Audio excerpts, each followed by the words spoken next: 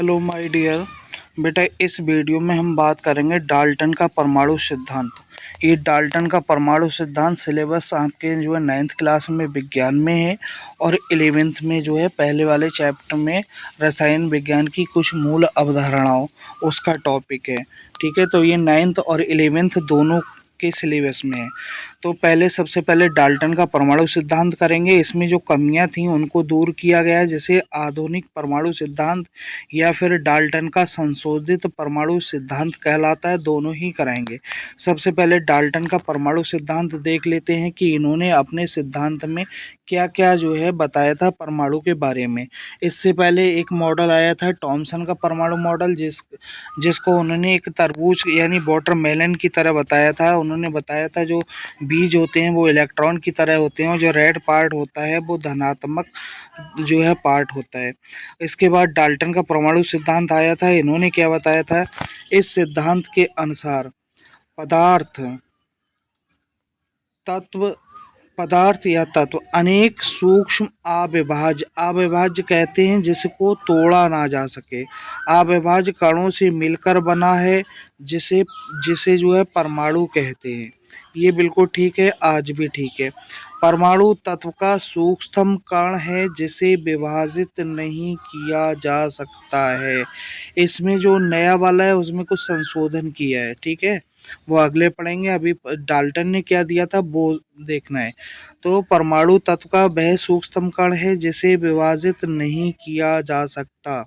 अगला पॉइंट, एक तत्व के एक तत्व के सभी परमाणु द्रव्यमान, यानी एक अगर तत्व है उसके सभी परमाणु द्रव्यमान आकार व अन्य गुणों में समान होते हैं।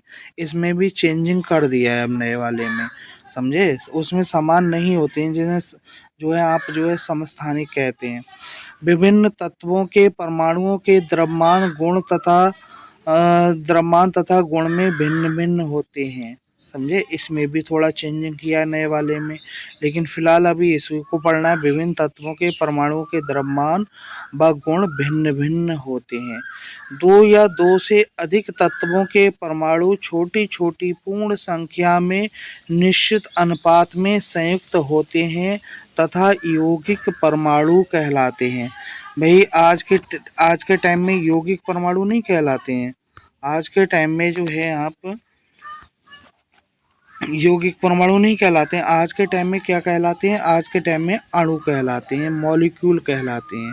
ठीक, अगला पॉइंट है परमाणु अविनाशी है। परमाणु जो है आपका अविनाशी है, अर्थात इसे ना तो बनाया जा सकता है और ना ही नष्ट किया जा सकता है। मतलब ना ही इसे बना सकते हो ना ही इसे ख़त्म कर सकते हो। रासायनिक अभिक्रियाएं परमाणुओं के केवल संयोजन, पृथक्करण, पुनर्विन्यास के कारण होती हैं, समझे। ये इन्होंने सिद्धांत दिया था। तो इसके अनुसार जो है हम क्या निचोड़ निकाल सकते हैं। अतः डाल्टन के परमाणु सिद्धांत के आधार पर परमाणु तत्व का वह छोटे से छोटा अविभाज्य कण है जो किसी भी रासायनिक अभिक्रिया में भाग ले सकता है। अब आगे देखिए, आगे हमने क्या क्या संशोधन किया है। तो डाल्टन के परमाणु सिद्धांत में संशोधित आधुनिक परमाणु सिद्धांत, संशोधन वाला आधुनिक परमाणु सिद्धांत है।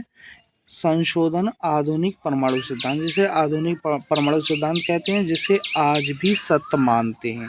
ठीक, तो इसमें देखिए क्या है बेटा, 19वीं शताब्दी के अंत में 20वीं शताब्दी के प्रारंभ में थॉमसन थे, रदरफोर्ड थे, चैडविक थे आदि वैज्ञानिकों ने प्रयोगों द्वारा ये सिद्ध किया कि परमाणु तत्व का अविभाज्य सूक्ष्मतम कण नहीं है, यानी इसको विभाजित किया जा सकता है, बल्कि इलेक्ट्रॉन, प्रोटॉन, न्यूट्रॉन आदि कणों से मिलकर बनता है। परमाणु कैसे मिलकर बनता है, इलेक्ट्रॉन, प्रोटॉन, न्यूट्रॉन।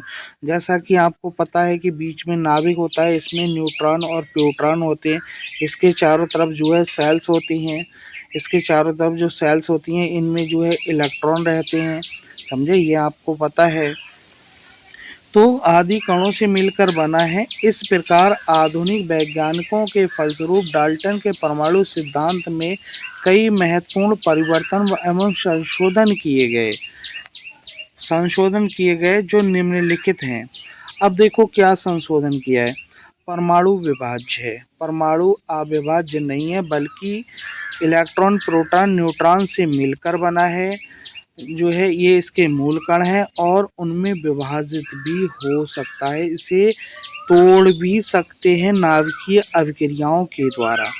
अगला पॉइंट है, एक तत्व के सभी परमाणु भिन्न भिन्न परमाणु द्रव्यमानों के हो सकते हैं। जैसे आपको हाइड्रोजन पता है, हाइड्रोजन एक का परमाणु द्रव्यमान जो है 1 होता है, एक का जो है 2 होता है और एक का 3 होता है, तो अलग अलग भी हो सकते हैं। ऐसे परमाणुओं को समस्थानिक कहा जाता है। वो भी इन जो है इसमें संशोधन कर दिया गया। अगला लिखा हुआ है कि भिन्न भिन्न तत्वों के परमाणुओं के परमाणु द्रव्यमान समान भी हो सकते हैं। ऐसे परमाणु समभारी कहलाते हैं। जैसे कार्बन का एक का जो है एक का 12 होता है, एक का 13 होता है, एक का 14 होता है। नाइट्रोजन का भी 14 होता है। तो नाइट्रोजन और कार्बन 14 जो है आपके समभारी हो गए नहीं हो गए, तो समभारी भी होते हैं। यानी कि अलग भिन्न भिन्न जो तत्व होते हैं, परमाणु होते हैं, वो समान द्रव्यमान के भी हो सकते हैं। अगला चौथा पॉइंट क्या है, तत्वों के एक से अधिक परमाणु संयोग करके अणु बनाते हैं। यौगिक परमाणु नहीं बनाते, अणु बनाते हैं, उसे अणु कहते हैं। अगला, परमाणुओं के संयोजन का अनुपात। परमाणुओं जिनके संयोजन का अनुपात सरल होता है, ये आवश्यक नहीं है। समान तो होता है लेकिन असमान भी हो सकता है। कहने का मतलब है किसी का 1.5 परमाणु यानी कि 1.5 किसी 1 से या 2 से संयोग कर सकता है। अगला पॉइंट है, तत्व का मूल लक्षण उसका परमाणु क्रमांक है, ना कि परमाणु द्रव्यमान। अगला पॉइंट, परमाणु अविनाशी नहीं है। परमाणु अविनाशी नहीं है। यद्यपि परमाणुओं को ना तो उत्पन्न किया जा सकता है और ना ही नष्ट किया जा सकता है। परमाणु अविनाशी नहीं है। परमाणु को ना तो नष्ट किया जा सकता है, ना ही उत्पन्न किया जा सकता, परंतु नाभिकीय अभिक्रियाएं यानी नाभिकीय विखंडन है, नाभिकीय संलयन है, इनके द्वारा एक तत्व के परमाणुओं को दूसरे तत्व के परमाणुओं में बदला जा सकता है। ठीक है बेटा। अगला पॉइंट क्या है, रासायनिक अभिक्रियाओं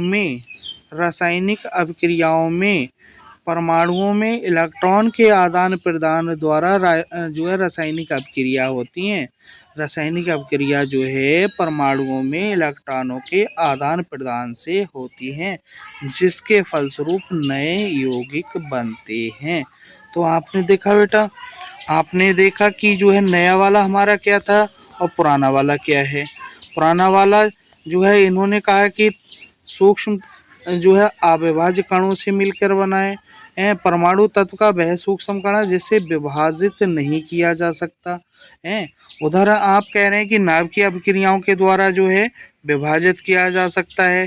इसमें लिखा है कि एक तत्व के सभी परमाणु द्रव्यमान और अन्य गुणों में समान होते हैं। उधर लिखा है अलग अलग भी होते हैं जिन्हें समस्थानिक कहते हैं। इसमें लिखा है विभिन्न तत्वों के परमाणुओं के द्रव्यमान अलग अलग होते हैं।